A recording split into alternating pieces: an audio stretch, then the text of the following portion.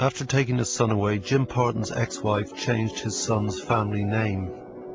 You remove the final connection, you airbrush the past, and the father has disappeared.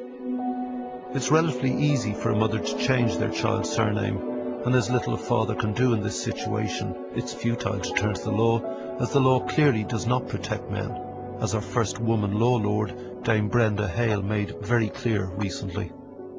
She said it was a very poor kind of parent who would insist upon calling the child by its own name. So not only had this man lost his last viable connection with his child in this particular case, but he had been told he was a bad dad for trying to keep any sort of relationship going. How devastating. It's a way of excluding the father. And what does the father think?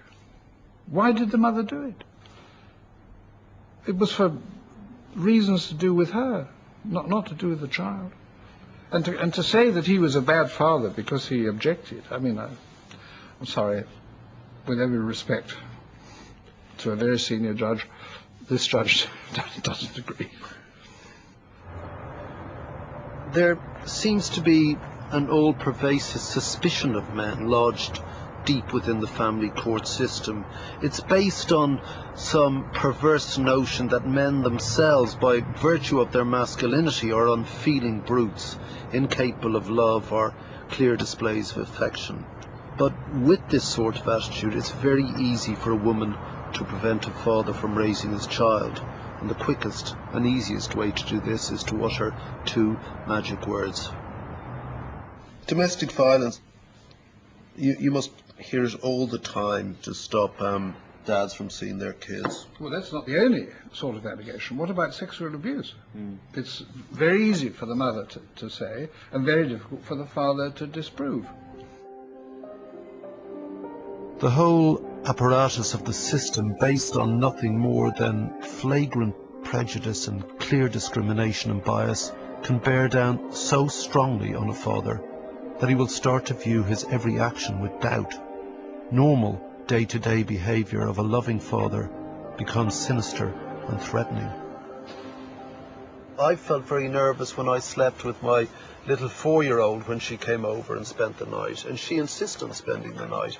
And I thought, all hell's going to break loose now, because she slept with us to the age of 3. People viewing this may have a view on that. That's how we brought her up. So when she said, I want to go home with Dad, she just got into bed, which is my bed, that big empty thing, that desert that I seem to occupy these days. And I was so panicky, and I really mean panicky, like, you know, like going like this, and maybe I shouldn't sleep there. And she said, come on, Dad. And I was just afraid that she'd go back, and the other side would say, knowingly, you know, because she knows that, and use that against me. Yeah, it's not something I would recommend to a client. There is a potential difficulty if a man who has recently separated from his partner, wife, whoever, and has his 4 or 5-year-old child in the bed with him. But isn't that sad? Maybe. Over the last 15 years, we have developed concerns about sexual abuse.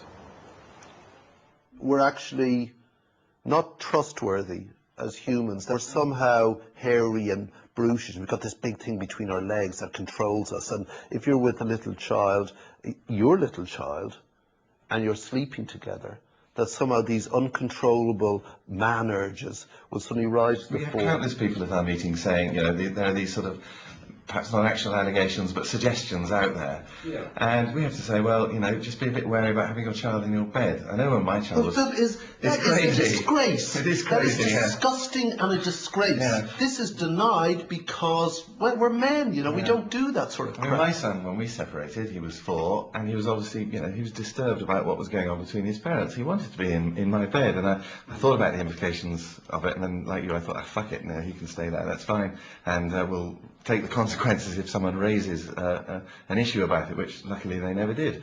But you have to say to people who come to our meetings, be careful, you know, because there'll be suggestions. In your experience, how many of the allegations of abuse or violence are substantiated?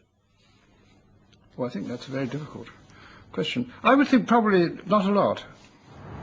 There is a great and terrible perversity that underlines all of this. The modern and unspoken sense that all men are violent, abusive thugs, despite the reality of the men in every woman's life, or indeed man's life, their fathers, brothers, uncles, sons and lovers and friends. All men with varying degrees of human complexity, pretty much like women in fact, and all not bad people.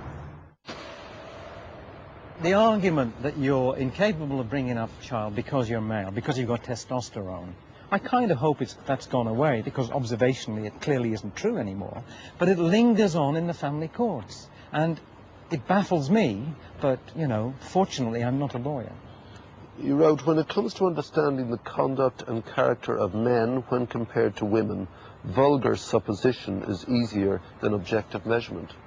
That is absolutely right. I mean, it's a sort of legal laziness, isn't it?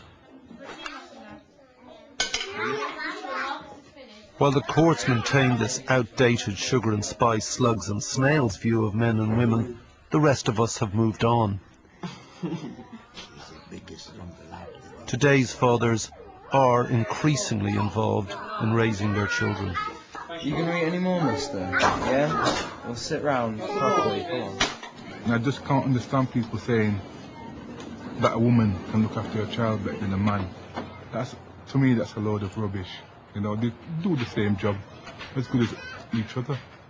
There's a lot of women that can't bring up kids as well. It's not a sex-specific thing. It's a cultural thing. This antiquated, prejudiced, bias, discriminatory law must catch up with us. It must redress the balance and reflect the way that men and women choose to live now, how we wish to bring up children together, but perhaps in a different way. The family courts, with all their inefficiencies, have caused thousands of children such damage, fathers such stress, such turmoil, that more and more men are simply giving up. The system is so stacked against them that fewer and fewer have the energy to even get to court in the first place. Why don't more men go into the court? Well, because you know you're going to lose, so there's no point. I mean, and the solicitors tell you that, don't they? They do indeed. And, you know, I mean, last week my car radio was stolen. Did I report it to the police? What would be the point, you know?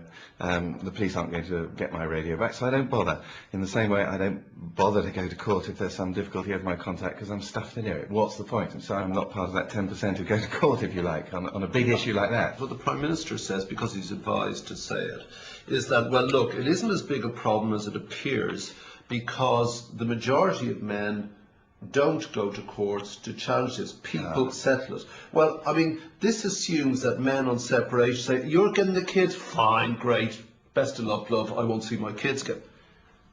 What? I would suggest the truth behind the figures is that most guys are not very happy seeing the most cherished things in their entire existence once a fortnight. No, they're not. And the majority will say that the time they have them is never enough.